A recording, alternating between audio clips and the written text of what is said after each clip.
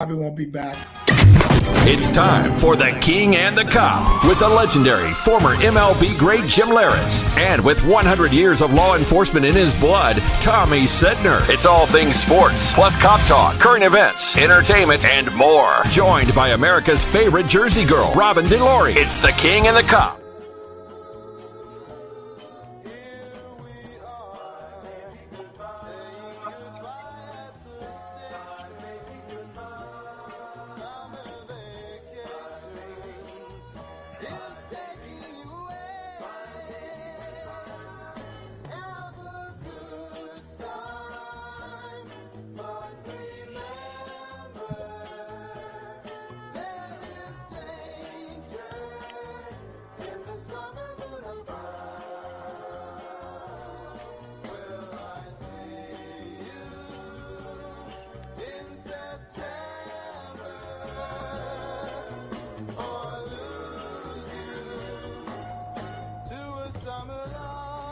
Lose you to a summer night is the theme for our New York fans with the Yankees and the Mets. Welcome, New Jersey. On New Jersey, Tommy Setner, Jimmy Larritz, the King. That song struck me funny. See you in September, because it doesn't matter what you do during the year, Jimmy. It just doesn't matter.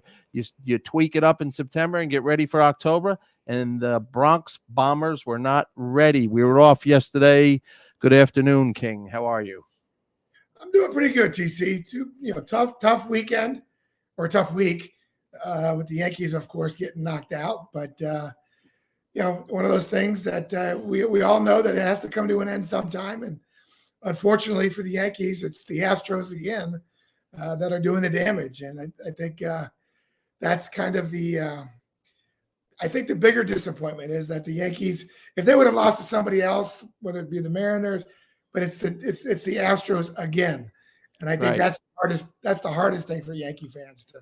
By far, Jimmy, the better team. I mean, we played sloppy, but the Yankees played really sloppy, honestly, and they didn't hit, and they struck out 50 times, the first time in history, so many strikeouts, and swept. Embarrassing. Actually, embarrassing. Wouldn't you say that it was embarrassing? They couldn't get one game or two. I mean, they had Justin on the ropes in the first game. Yeah, on the offensive side of things, it was embarrassing. I mean, the pitching was great. The pitchers did great. They kept everybody in the game. Severino made one bad pitch to Bregman for the 3-run home run, and that was the deciding factor in that game. The pitching kept us in. The hitting, it was pretty close to atrocious, and there had to be something wrong with Josh Donaldson, because I've never seen a player. I've seen a player struggle. I've never seen a player swing and miss so consistently that there had to be something that was bothering him or something that was wrong with him, because he is not that kind of hitter. No, and DJ was out and Benintendi was out, so there wasn't much protection there for Boone to make a move. But that being said, by the way, the Jersey girl's off today because I think she's down deep, a true Jersey Yankee fan, and she's depressed, like when all the people were depressed when Hillary Clinton won. So she might not be on for a couple of days. I don't know. She's a closet Yankee fan.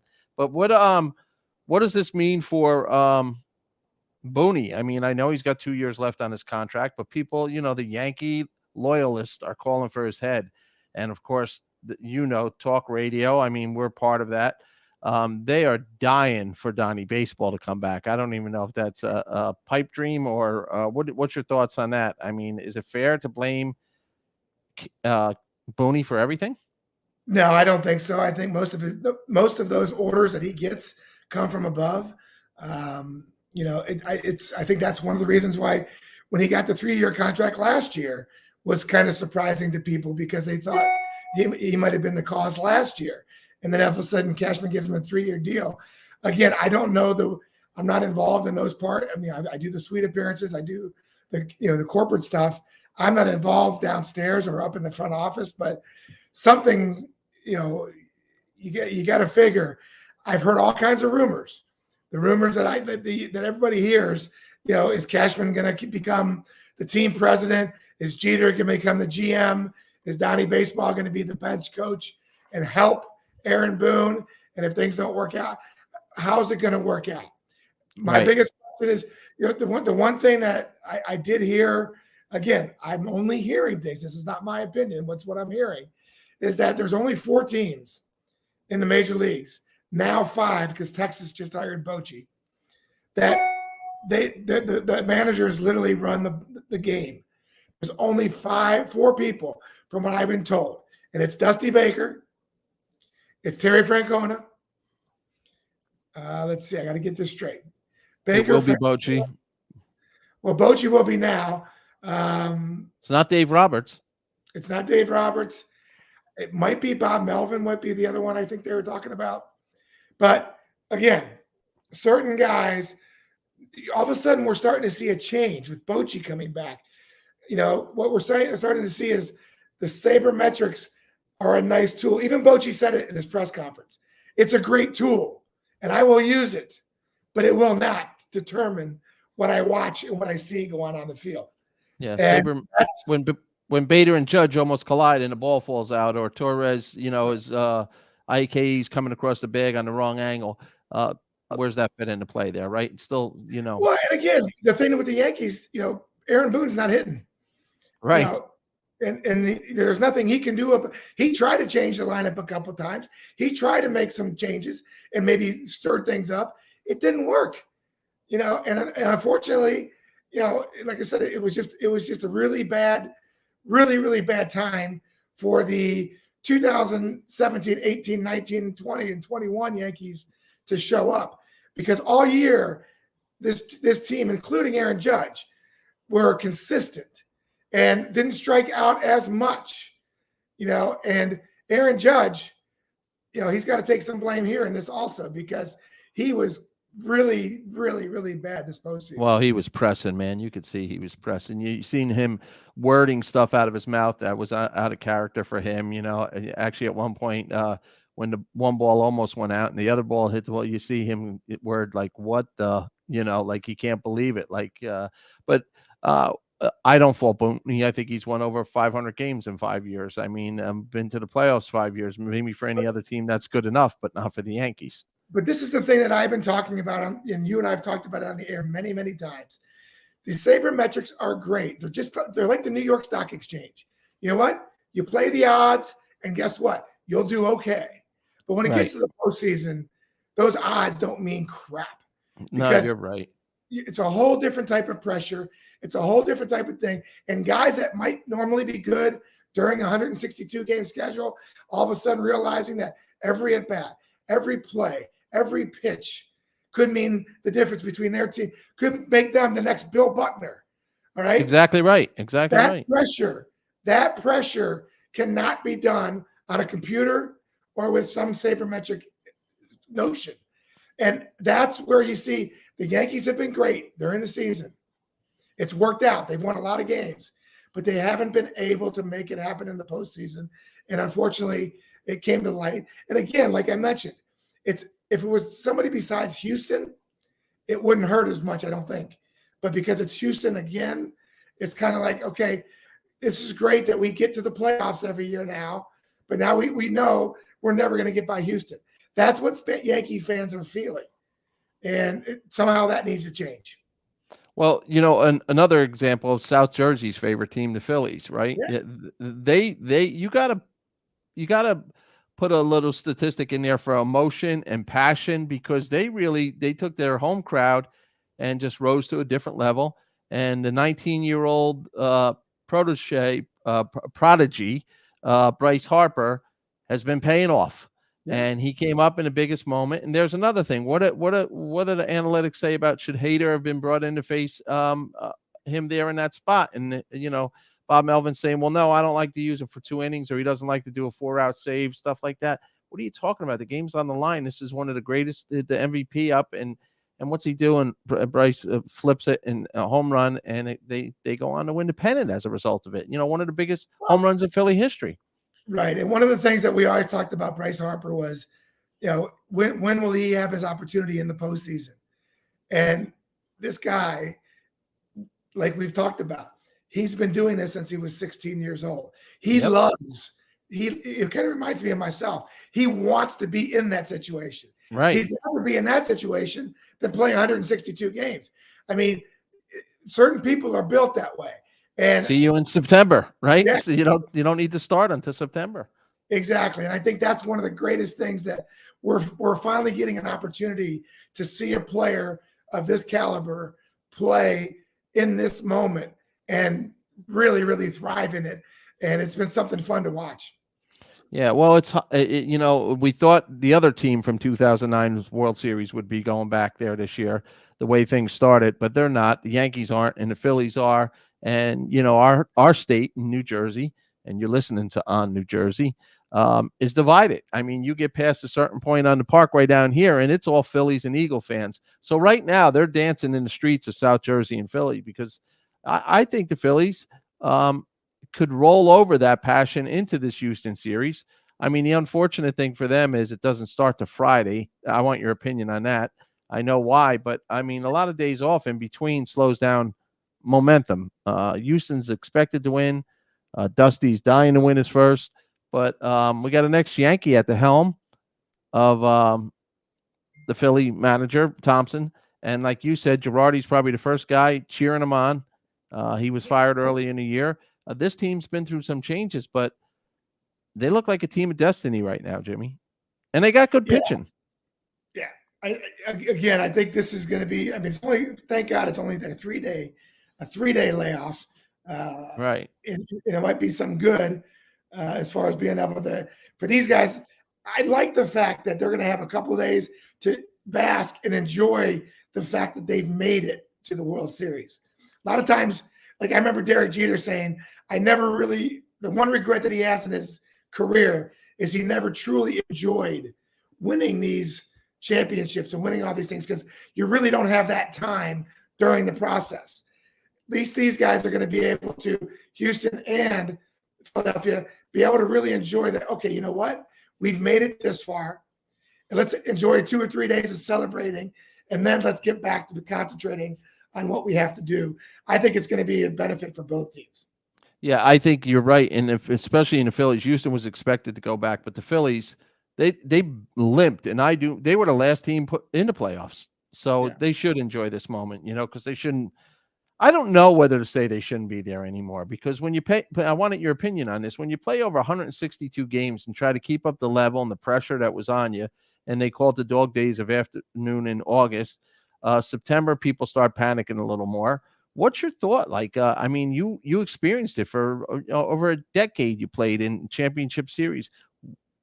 What do you feel like right now if you're the Phillies? You happy to be there? Or now you go, wow, this might be my only shot to win? Well, it was a lot like we were in San Diego when we made it in 1998. And we beat Houston, then we beat Atlanta, and then of course we had to play the vaulted Yankees from the '98 team. I think for us going into Game 1, we thought we had a chance, and I think after Tino's grand slam, and of course thinking it was strike 3, and then he hits the grand slam, and we kind of felt like, oh, you know what? These guys are destined to win this thing. I hope the Phillies don't feel that way if they lose Game 1 in Houston, because I think that did affect us. I think that's one of the reasons why we may have gotten swept because we were just happy to be there. And the season that the Yankees were having, for them to beat us like they did in Game 1, it really kind of deflated that entire clubhouse. And we never really truly bounced back from that. I think it's important for Philly to go into Houston going, okay, you know what? If we can get a split out of this, that's our goal. Right. And see what happens. But I think it's good. I honestly, at first, when I thought of, okay, it's going to be Philly and it's going to be Houston, how much will I watch this? But as a baseball fan, I'm going to be watching this because I think it's going to be a pretty good series. But as a baseball fan, yeah, as a baseball player, as a Major League All-Star, Major League World Series hero, you'll watch it. I don't know that Joe Q Citizen is watching this World Series. I mean, the network's got to be. I mean, Houston people hate because of the controversy in 2017, and nobody's fond of the Philly fans. Sorry, South Jersey, but nobody's fond of the way they conduct themselves. But they're passionate, and we have friends that are loyalists to Philadelphia. I was looking at social media, and Shane Victorino's been at the game. The Flying Hawaiian's been down there.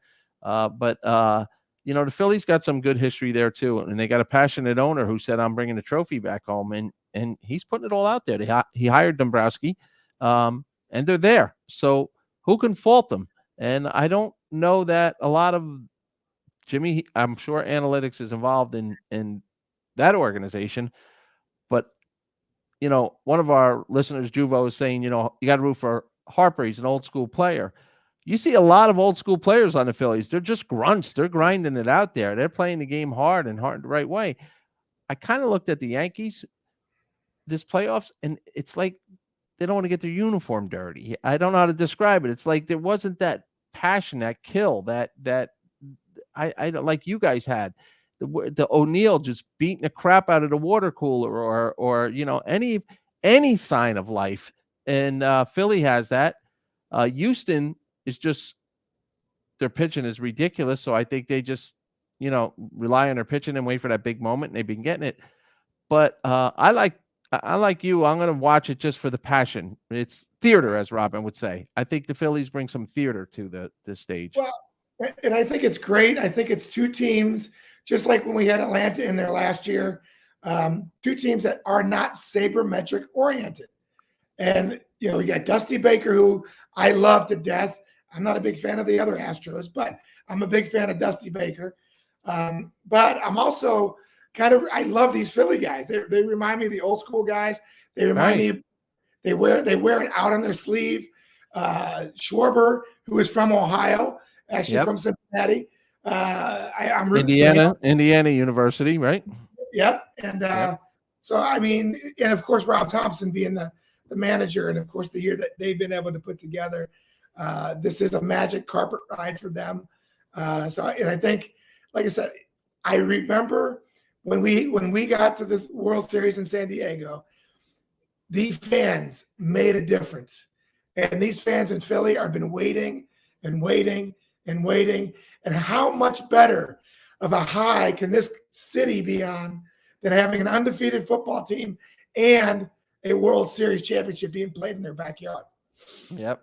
The founder of our favorite beverage, Caffeina, says that the pickleball championship starts on Friday. To our point that the audience, I don't know, but be interesting to see what the prices are down in Philadelphia, what the fans are willing to pay. It will absolutely be sold out, and it'll be rocking, and I'm sure tailgating, and Houston will be coming in there risking their lives. As Santa Claus realized when the Eagle fans beat him up with a bunch of snowballs. But Philly, Jimmy, you've been in this situation where I remember we went to Yankee World Series, and we went to a Ranger game, and we went to a Giant game, and we did all of it in one day. Right now, they got the Eagles and the Phillies, and the Eagles are hotter than anybody in the NFL, and the Phillies, and like I said, I guess I'll draw the line in the sand. I want to say after you get past Tom's River exit, start switching a little bit to South Jersey being all Philly, all Eagles. So congratulations to them, and we're going to cover it and we're going to watch it. But the big question coming north is Aaron Judge coming back. And Jimmy, if you watched his press conference, he talked in past tense as far as it was an honor to be the Yankee right fielder. It's a blah, blah, blah, blah, blah. Maybe a message to Steinbrenner. Maybe let's go get this out. Or I hear from my West Coast friends who love to pepper us, and you being one of them as of October 30th, you're headed back there. The Dodgers are really going to make a hard push for him. Listen, it's going to be interesting. I did find his post game, the quote that I heard, or the words that I heard come out of his mouth saying, "I'm really going to miss these guys in this locker room." Yeah. Wow. That's the one quote that kind of just raised my ears a little bit like, whoa, what did he just say? Either they're going or he's going, or, Exactly. And very simply, without reading too much into it, also, it could be just his way of saying he's sad that the season's over with, that he's going to miss the guys. I really don't think, honestly, TC, again, my opinion, you don't let this guy go no matter what. I agree. You got to bring him back. I get it. He had a horrible postseason. Let's just say if he got up to 45 million during the season, maybe he's back down to 40 million now because of the postseason. But the bottom line is you got to pay this guy. He needs to remain a Yankee. And you can't have a better guy representing your team than what Aaron Judge has been for the last 5 or 6 years here in New York. And I hope they keep him. No, they got to give him the contract you talk about where it's back ended. He's a Yankee for life. He's the next captain of the Yankees, and you build around him. You're pitching Cole. Let's give him credit. He stepped up for what he's paid for. He finally, in the playoffs, he was a different kind of pitcher. He grinded it out. I think he was surprised he got pulled in the the game the other night, but he grinded it out. They got some pitching.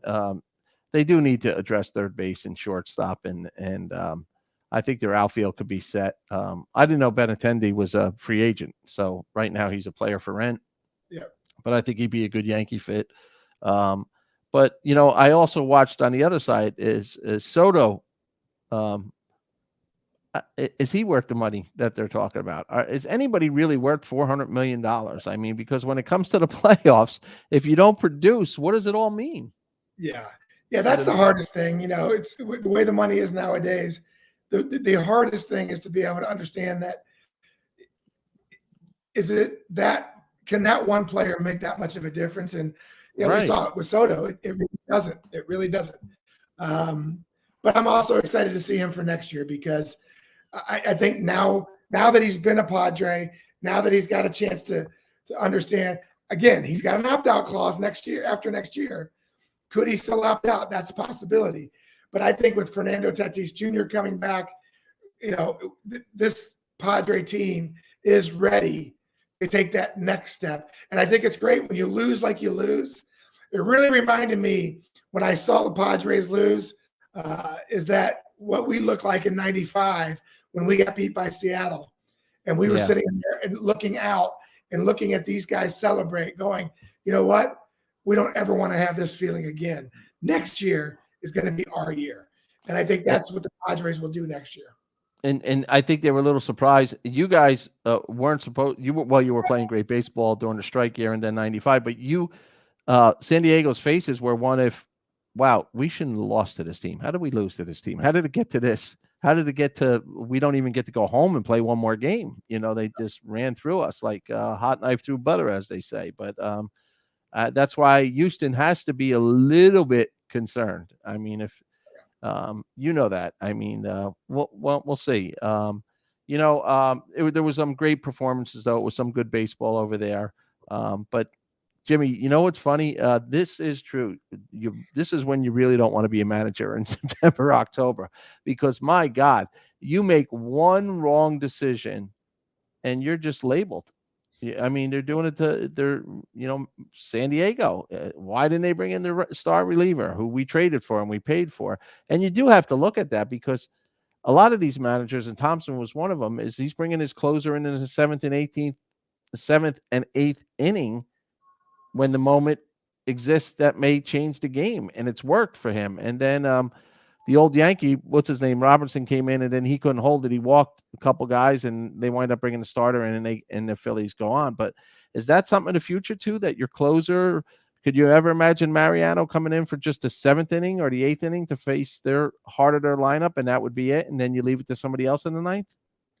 Yeah, I mean, it's an interesting situation. I think with the Padres situation that I understand you don't want your closer going for 2 innings, possibly. At the same time, the matchup with Bryce Harper is your high leverage, probably the highest leverage of the game that you need that out. And but in all fairness, the other kid was throwing the ball pretty good. I mean, and that's sometimes what you get caught up in is, hey, he delivered the night before or 2 nights before. I'm going to go with him again. And it just so happens it didn't work out. But I think you're right. It's the postseason is probably one of the hardest times to be a manager because it's number one, it's whether or not you're making that decision or is the front office making that decision. That's right. That's right. And that's the hard part. I think there was a couple of things that happened the other night with the Yankees, with Holmes, when Aaron Boone came out and said, well, he wasn't available. And then Yep. Holmes came out and said, no, I was fine. I was perfectly Yeah, good. that's not good. So those type of things are the problems that you try to avoid. But I think, like I said, it's one of those, we look back now, could we have done something different? Always. There's always going to be that possibility. I won't use the phrase anymore if somebody's putting something to your head, but if somebody was telling you forcing you for an answer in life, Boone stays or does he go? Not what you hope. I'm talking about what you think as a media member. Yeah, that's a tough one. That is a tough one. I kind of feel like there needs to be a change. Right. But again, I don't know where the orders come from. So if he's being told what to do, he's just another unit of Almost a puppet. Almost a puppet. They're making these managers puppets. Exactly. And that's what Joe Madden said. Joe Madden came out and said, I refused to be a puppet. And that's where all the problems that he had with the Angels. And, it's a situation that, I don't know the inner workings of what's going on with that. But if he's getting his orders from upstairs, you really can't fire him because he's not making the decisions. Jimmy, like Joe Madden, coming out and saying that, and he was one of the guys back in the day who created it, analytics. Does he just blackball himself from getting a job?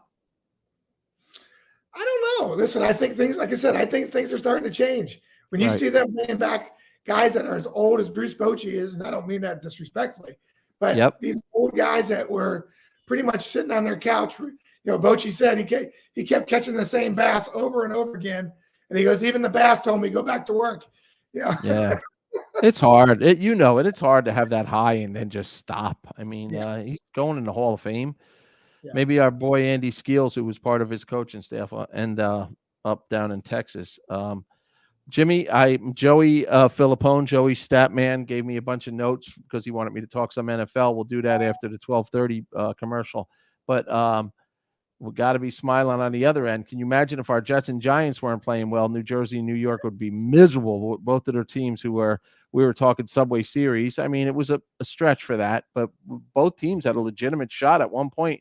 Mets and Yankees were the best teams in baseball at one point. And here we sit with no baseball.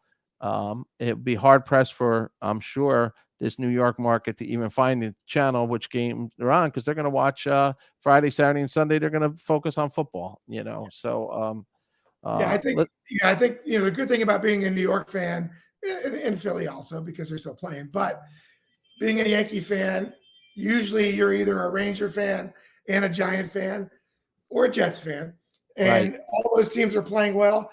So if the Yankees would have lost like this over the past couple of years, and usually the Giants and the Jets are done by now, it would be kind of a really tough offseason. But because you have something else to root for, and of course the New York Rangers are picked to win or be a finalist in the Stanley Cup this year, there's some good excitement still in New York as a sports fan. It's just time to shift our gear from baseball.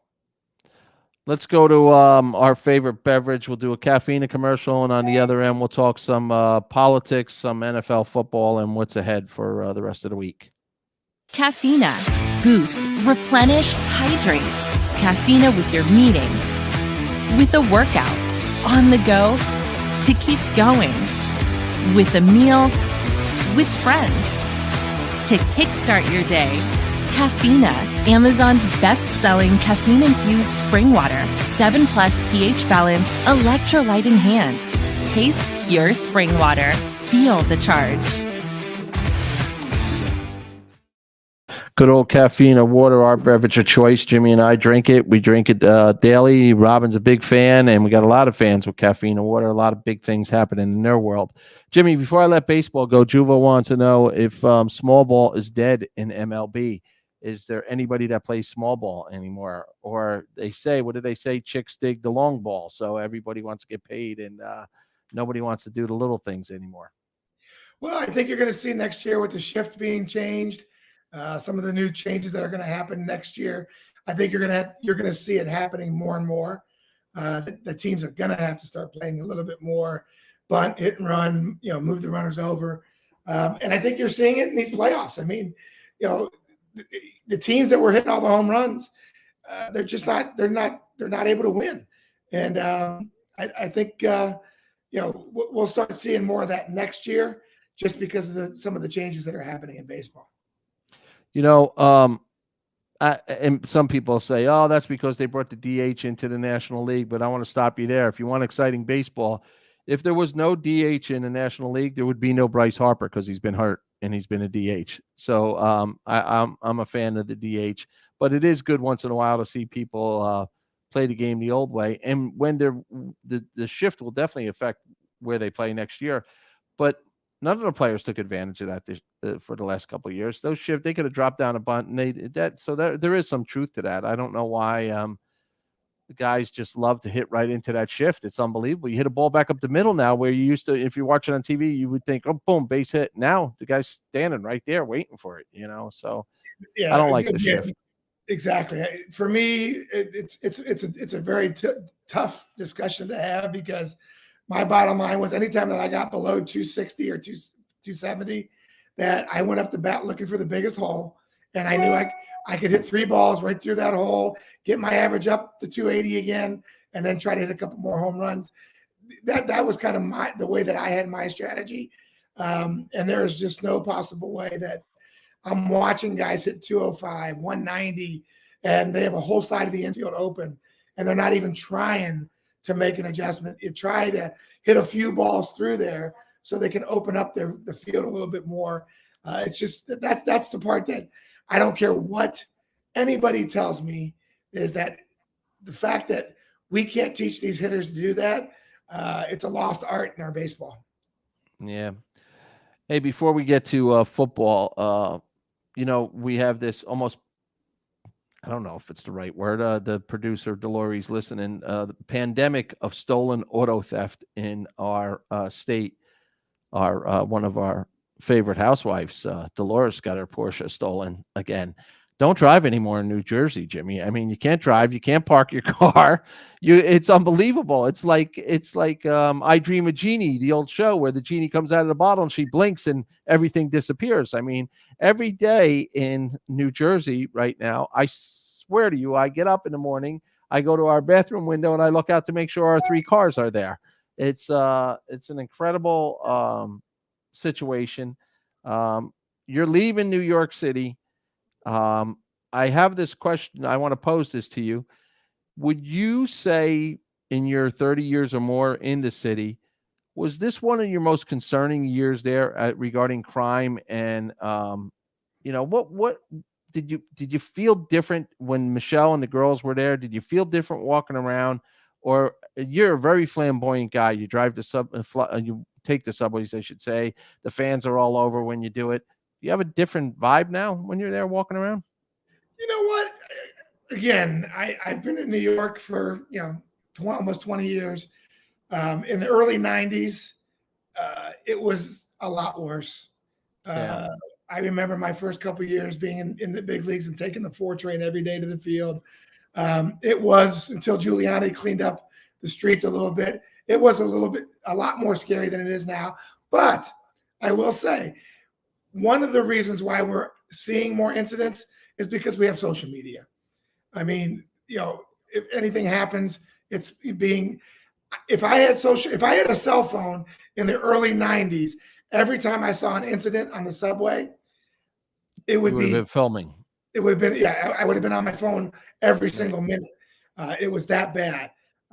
So I think, has it gone a little bit backwards since Giuliani's left? Of course. We all know de Blasio screwed things up a lot. We know Mayor Adams started off really well, had good intentions, but he has not followed through on those intentions, unfortunately. And hopefully that will change pretty soon, and that we'll get back to making the streets a little bit more safer for people here. But I mean, I take the train. I took it the other night coming home from the Yankee game at 1:00 in the morning. And again, do you see more people homeless? And yeah, you do, but it doesn't seem to me any more dangerous than it normally is. But would I want my daughters taking that kind of transportation? No. Yeah, that's my problem right now. We're at Fordham. I just don't like it. exactly. And to be honest with you, by the way, Fordham has now been put on the list of Isabella.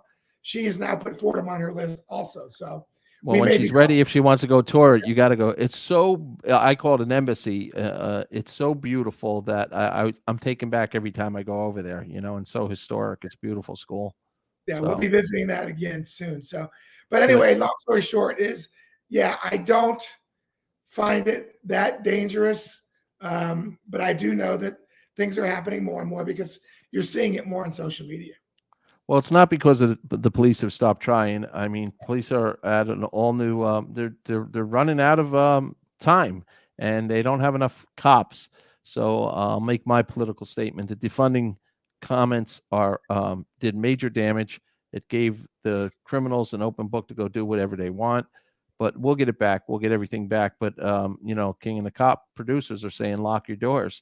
Yeah, lock your doors, but you got to come out of your house. You don't want to be locked in your basement all day like the president of the United States did to himself. Speaking of that, last thing politically about this, because again, we are bipartisan on New Jersey here, and we have friends on both sides.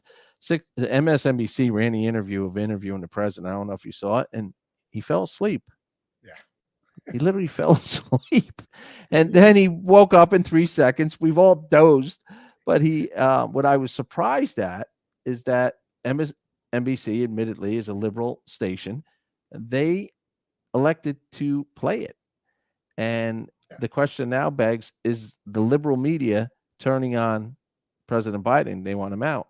He's referred to the vice president as President Harris again. He made that gaffe again the other day. But he literally fell asleep and then went on to say when he woke up seconds later that Dr. Jill Biden, his wife, says that they have an important job and a lot of things to do, and she wants them to run.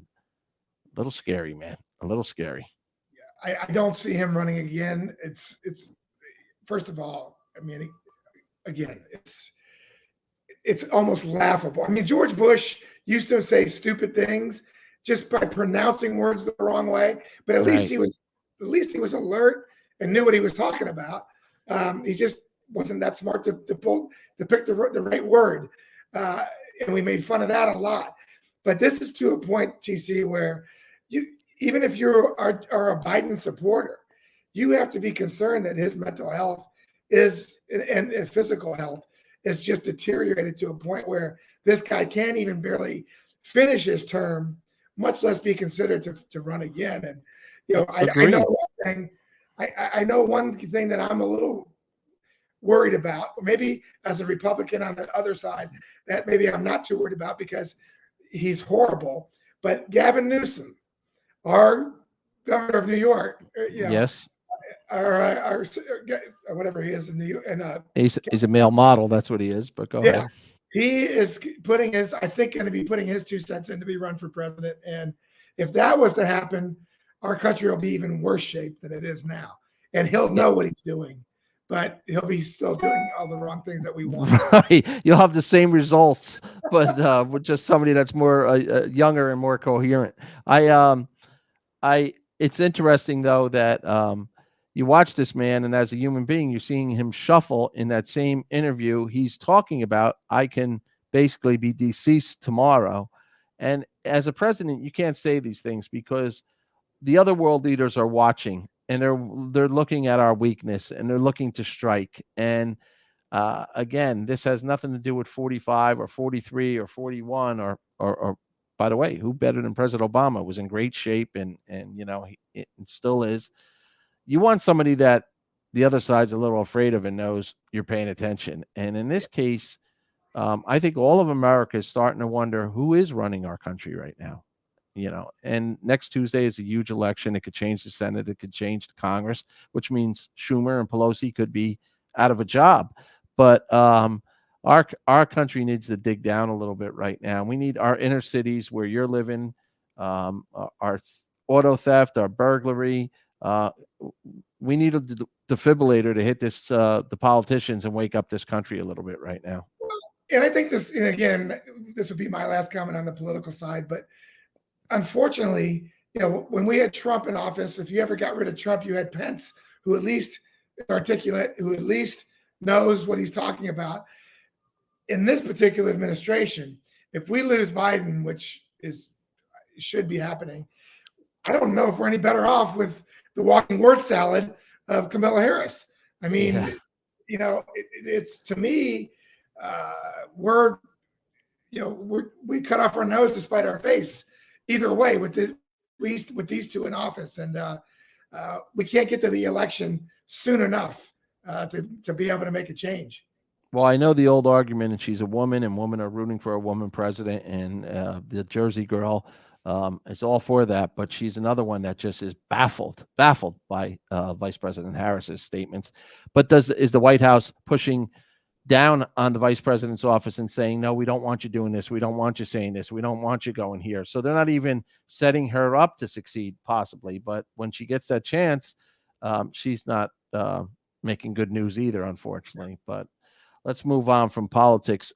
Jimmy, one of the things you got to say, you mentioned it earlier, for the last several years, New Jersey and New York fans, our NFL hopes were out the window already before the leaves hit the ground, before the leaves were off the trees. We were out of the playoffs.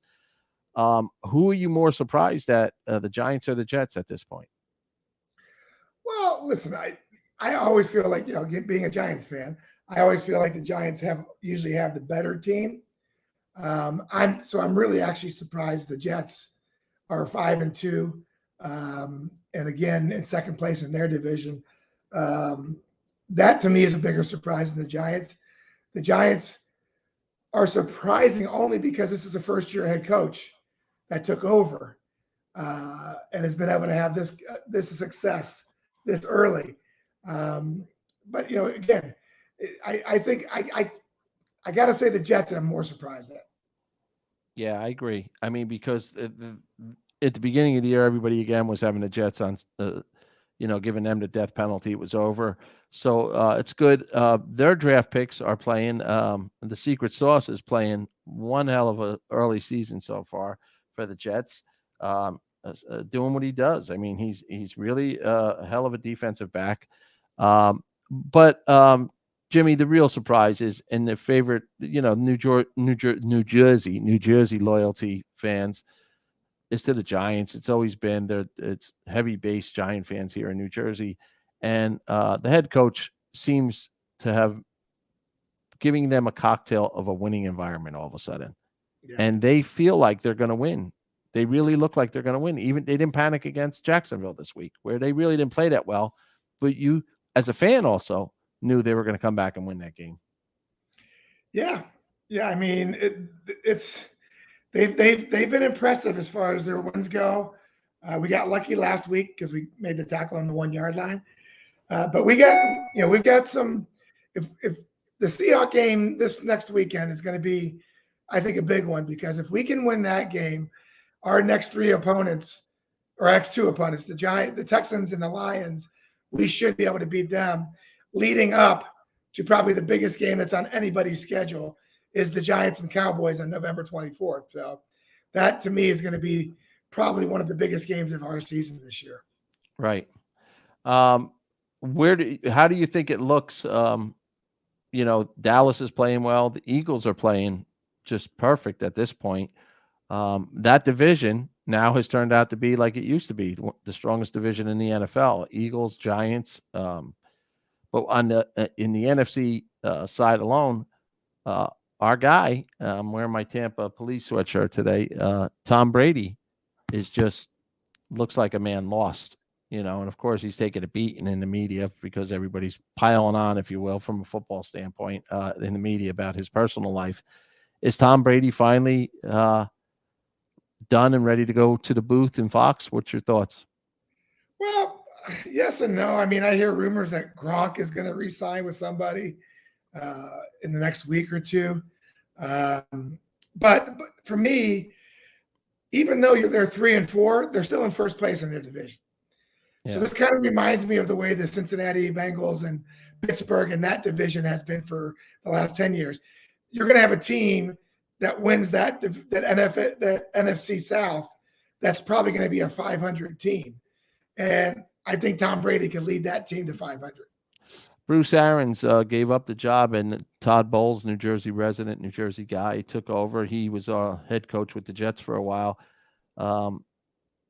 Head coaching moves the needle, as we're learning with the Giants. Is the void of Arians not there anymore also a conflict with Tampa?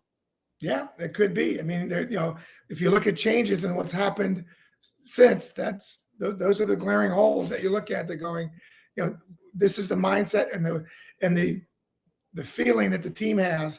This is what's changed. And of course, we know Todd Bowles did not have a lot of success here in New York. Yeah. Belichick went to break the record last night of George Halas. They're tied for second in the most wins. And ironically, the Bears played the Patriots last night and said, no way, you're not breaking George Halas's record on our dime. Another quarterback controversy up there. Belichick will always straighten his team out. But who's your big surprise in the NFC and AFC right now? What two teams are surprising you how they're playing? Well, I mean, I think in the AFC, you got to go with the Tennessee Titans, who are now 4-2, because their season started off and it looked like they were going to be, they lost those first two games and everybody's like, oh, that's it, they're done. They've been able to rebound and come back a little bit. Lamar Jackson obviously playing for a contract. He's led the Ravens to a 4-3, and they've lost two games. They've given away two games. That's right. They gave them away. Yep. But, Tommy, there's no doubt whatsoever that the 6-0 Eagles are the surprise team of the NFL this year. I agree. Yeah, and they're probably going to go 7-0 this week when they play the Steelers. So, they have to be, I think, the biggest surprise in the NFL. Yeah, talk about Steelers, my favorite team. The Dolphin game was almost uneventful, But I'm going to ask you the question. I'll pose the question. With these long seasons in the NFL, and you could limp into the playoffs here, it's the same things happen in baseball now.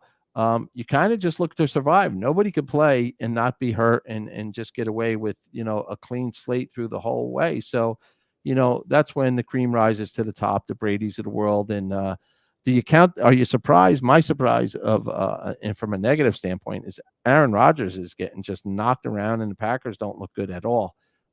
Do I just take my own advice? Do you think Aaron Rodgers is going to rally that team and limp into the playoffs?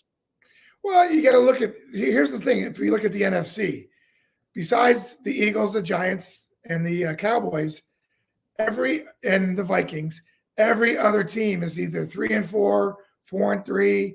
I mean, it's pretty even. So even though you've gotten off, I don't want to go the Lions route because they're 1-5. Right. But the Bears, the Packers at 3-4, the Falcons at 3-4, all these teams still have a chance. I look at about week 12 is when I start going, okay, who's not going to make it? Who's going to make it? Separate the men from the boys at that point. Exactly. So I think right now, if you're 2-5, even 3-4 right now, you're not out of it yet. What do you think of Geno Smith, former Jets performance up in Seattle? Yeah. Here's a guy that, was projected from the beginning to be this outstanding guy and never lived up to it. And I'm glad to see, that he's turned it around because, it looked like we had another Ryan Leaf on our hands, that type of situation. So I'm happy for Geno that he turned it around. Were you in San Diego when Ryan Leaf was drafted by the Chargers? No. Well, no, I mean, I was not. I was still playing for the Yankees back then. You were playing for the Yankees, yeah. That was such a bomb, huh? I mean, remember his attitude. So what do you feel? I do, and I'm wondering if our New Jersey residents do. Do you feel after all the hype of the Mets and the Yankees, and now all of a sudden there's no baseball, football's only once a week, whether you play on a Thursday or a Sunday or a Monday? Do you feel let down right now? Like, what do you do to fill the void? I mean, for sports fans, people could say get a life right now, but I'm talking for sports fans. I'm lucky as a sports fan. I still have my Rangers. Right. So, and they're playing tonight here, and then tomorrow night they play the Islanders. So there's some excitement, if you're still a New York fan You got the Rangers playing the Islanders tomorrow night in the Coliseum. That should be a great game. So for me personally, I still have a few teams to root for. But those seasons are so long also Oh that you yeah, find yourself like, okay, I mean, we all went to the Ranger, all of us did last year, Tampa, in and it was October. exciting. Yeah. And now it's like, okay, what do you do? Yeah, I mean, you're waiting. I guess you're waiting for the holiday football, and college football has kind of been all over the map too. There's I don't I'm know, excited. Alabama lost.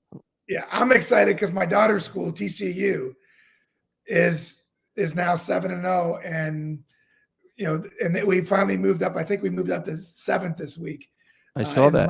in the rankings, and we've got a couple tough games coming up with Texas Tech and Texas, and if we can win those, I think there's a good chance that TCU has an opportunity to get into this 4-team bowl picture, because I think Tennessee, I think that SEC is going to get beat up a little bit when they play each other, and Georgia and all these other, they're going to be playing each other towards the end of the year, and there'll be a couple losses there. So I'm excited for the college football right now.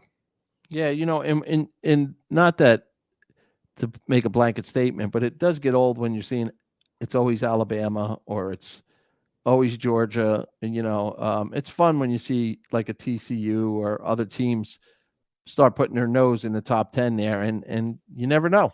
You just never know. Alabama learned that the other Yeah, I day. mean, somebody like Tennessee has not been in the top 10 in quite a while. Right. Michigan, even as strong as that school is, they're finally in there. And of course, we're used to seeing Clemson, but to see like Oklahoma State, to see Wake Forest, to see USC finally back, with a respectable program. Yep. It's fun to watch, and I think, like I said, college football is back again. I agree. Giants, Jets this weekend. What are you thinking? They can Well, continue the momentum? I think they do. I think they're going to be in good shape. Let's see, what do we got? We got the Giants, and we have the Seahawks. Yeah. So we got to work cut out for us. This is, to me, probably our biggest challenge that we have so far since the Ravens, and we were able to pull that one off. But again, that game was given to us. Yep. Lamar Jackson put that on the string for us. But yeah, I think this is going to be a big weekend for them, and of course I think I'm hoping both of our teams win this weekend. I agree. I mean, it's a good feeling, and of course, we'll have the World Series starts on Friday night for our South Jersey loyalists. But Jimmy, I'm thinking about one last thing. Next year, regarding Major League Baseball, not only won't you be able to do the shift, but they're going to put a timer on the pitchers now. And how does that affect the game mentally for these pitchers? I don't think it's going to change a lot. I think it's going to affect the hitters more because they can't step out as much. That I think that part of the rule is going to change a little bit more for the hitters. Most pitchers have seen this coming, and most of them, you watch Garrett Cole pitch. Garrett's ready every single time the ball, as soon as the ball gets in his hand. Right. And I think the way they've been using it in the minor leagues, these younger guys that are coming up, they're going to be used to it. So I don't think it's going to have that much of an effect on the pitchers as it will, maybe more so on the hitters. We started with the Yankees, won with the Yankees today. Did the Yankees go with youth next year? Is Volpe starting the year with the Yankees? Who's the Yankee shortstop? Who's the Yankee third baseman? I find it hard to believe. I know Donaldson's owed another $25 million. I don't know where they dumped that, but I doubt you see him. But this is a former MVP, so I'm not looking to insult him. But I don't think the Yankees are going. He's going to be your everyday third baseman next year. Yeah, I mean, it depends. Like I said, we don't know whether or not he had some kind of injury that will be healed by the time he gets back next year. That will help. I do think that for sure, 100%, that there's no doubt that they're going to want to bring up Volpe. I think that's, oh, there we go. I think they're gonna bring up Volpe, give him the opportunity. I think you'll see IKF go more into a utility role next year. I Right. still think I like IKF. He's one of my favorites. But yeah, I think he'll be more suited in a utility role next year. And I think Volpe or a possible fallback with Peraza will be the starting shortstop next year. And they may even move if they bring up Volpe. They move Peraza to third base. So Yeah, he was smooth at short. He looked good.